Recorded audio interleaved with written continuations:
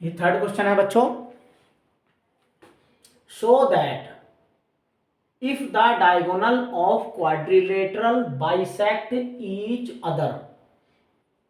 कुछ बच्चे सोचते हैं कि यही शो करना है हमें कि diagonal of quadrilateral bisect each other, जबकि ऐसा नहीं है बच्चों। क्वेश्चन को जरा ध्यान से पढ़ के उसका मीनिंग समझो।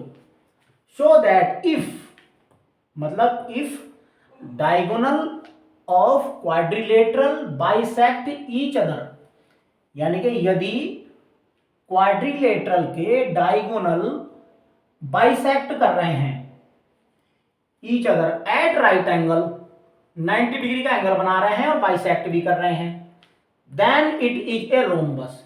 ये प्रूव करना है ये रोम्बस होगा। तो सबसे पहले बच्चों फिगर बना देंगे, हम एक क्वाड्रिलेटरल की फिगर बनाएंगे और वो क्वाड्रिलेटरल रोम्बस जैसा बनाएंगे। ये एक क्वाड्रिलेटरल है, ये इसके डायगोनल हैं, इसका नाम दे दो ए बी सी डी, ये पॉइंट ले लो एम। अब वो कह रहा है show that if the diagonal of quadrilateral bisect, bisect word पे ध्यान दो, बाइसेक्ट कर रहे हैं, इसका मतलब है कि this equal to this and this equal to this.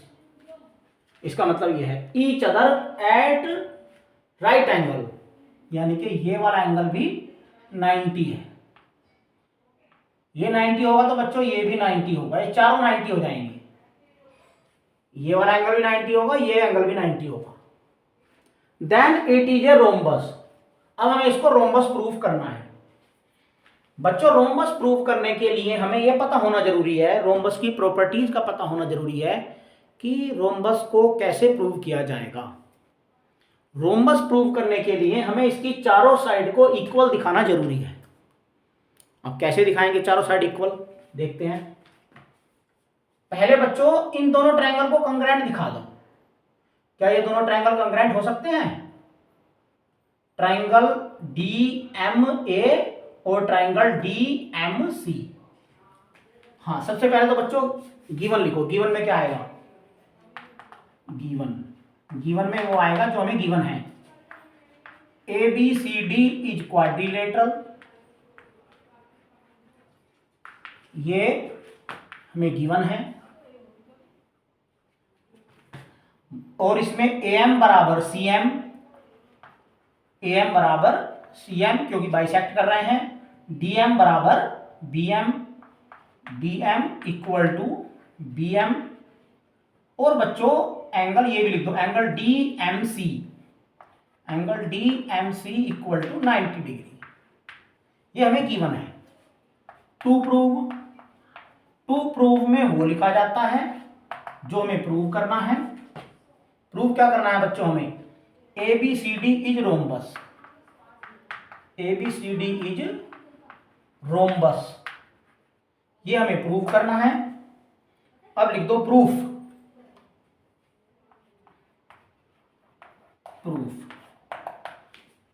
Proof करने के लिए बच्चों हमें इन दोनों ट्रायंगल को कंग्रेंट दिखाएंगे। पहले इन दोनों ट्रायंगल को कंग्रेंट दिखा के ये साइड डीए साइड डीसी के इक्वल दिखा देंगे। फिर हम इस ट्रायंगल को इसके कंग्रेंट दिखा देंगे, फिर ए बी साइड इसके इक्वल दिखा देंगे। ये इसके इक्वल आ जाएगी, ये इसके इक्वल आ जाएगी, इसको सिमिलरली लिख देंगे तो सिमिलरली ये भी इसके इक्वल होगी, तो फिर ये रोम्बस बन जाएगा।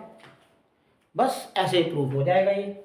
इन triangle D M A and triangle D M C, in triangle D M A and triangle D M C, तीन पार्ट बराबर लिखो बच्चों। डी एम ए के तीन पार्ट इधर लिखे जाएंगे और डी एम सी के तीन पार्ट इधर लिखे जाएंगे बराबर में, जो इक्वल होने चाहिए। डी एम ए का डीएम और डीएमसी की डीएम बराबर है, यानी कि डीएम तो कॉमन है, देखो बच्चों इसमें भी है और इसमें भी है, तो डीएम इक्वल टू डीएम कहां से आया? कॉमन। चलो एक पार्ट बराबर हो गया, दूसरा पार्ट बराबर लिखो। एंगल डी एम ए बराबर angle D M C, angle D M A बराबर एंगल डी एम सी। ये क्यों? क्योंकि ये गिवन है, ये रहा, हमने गिवन में लिखा है, ये गिवन, ये दोनों 90 डिग्री के हैं। या ऐसे लिख दो, गिवन लिख दो या ईच 90 डिग्री लिख दो, ईच 90 डिग्री। गिवन भी लिखा जा सकता था, ईच 90 डिग्री ज्यादा सुटेबल है इसलिए मैंने ये लिख दिया, बट अगर आप वो भी लिख दोगे कोई दिक्कत नहीं है। हाँ, अब बच्चों इसमें दूसरा पार्ट इक्वल हो गया। तीसरा पार्ट जो है, हाँ, AM बराबर CM। हाँ, इस ट्राइंगल की AM इस ट्राइंगल की CM इक्वल है, तो AM इक्वल टू CM कहां से आया? ये बच्चों गिवन है, तो इंप्लाइज दैट ट्राइंगल DMA बराबर congruent triangle DMC, triangle DMA congruent triangle DMC। ठीक है बच्चों, जब ये कंग्रेंट हो गए तो इनके कोरस्पॉन्डिंग पार्ट इक्वल हो गए, तो लिख दो DA, इसका DA इसका DC बराबर हो गया। भाई इसका पार्ट DA है, इसका पार्ट DC है, इक्वल हो गया। इंप्लाई, हाँ इसमें वो लिखो बेटा, कंडीशन लिखो, कौन सी कंडीशन लगी इसमें? देखो बच्चों, दो साइड लगी, बीच में एक एंगल लगा, तो बाई SAS, बाई SAS जो भी रूल लगता है उसको लिखते हैं ब्रैकेट में। अब जो है DA equal to DC, DA equal to, implies that DA equal to DC, ये हो जाएगा बाई CPCT। बहुत बच्चों को CPCT समझ में नहीं आता। CPCT क्या है बच्चों? CPCT का मतलब है corresponding part of congruent triangle, मतलब ये दोनों कोरेस्पॉन्डिंग पार्ट हैं कॉन्ग्रेंट ट्राइंगल के, और कॉन्ग्रेंट ट्राइंगल के कोरेस्पॉन्डिंग पार्ट्स इक्वल होते हैं, तो इसलिए ये दोनों इक्वल हैं। DA इक्वल टू DC आ गया। अब बच्चों इस बाकी को सबको सिमिलरली लिख देंगे, जैसे हमने इसको सिमिलर दिखाया इसको भी दिखा सकते हैं, तो सिमिलरली करके कर देंगे। Similarly DA equal to DC equal to CB equal to AB, so ABCD is rhombus. बस ऐसे भी कर सकते हैं, एक ट्राइंगल को दिखा दो, दो ट्राइंगल को कंग्रेंट, बाकी को सिमिलरली लिख दो, जैसे हमने ये कर दिया इसको भी कर सकते हैं। सो ABCD इज रोम्बस, प्रूव्ड हो गया। अगर आपको इसमें कोई डाउट आए बच्चों तो आप कमेंट सेक्शन में लिख देना, मैं आपका डाउट क्लियर करके उससे रिलेटेड वीडियो बना दूंगा। थैंक यू बच्चों।